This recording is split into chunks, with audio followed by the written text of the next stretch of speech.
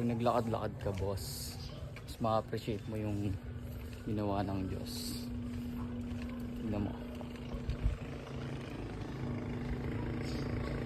Diba? Kaya sa mga taong bahay dyan, mga di lumalabas, tas late na gumising sa umaga, try nyo lumabas mga boss. Mas ma-appreciate nyo yung ginawa ni God. Kesa nagmumukmo ka dyan, cellphone ka ng cellphone, puyat ka ng puyat. Try to explore, bro. Diba? Kaya huwag tayo magpapaka-stress sa mga bagay na hindi natin kayang kontrolin. Daming hanas yun, no?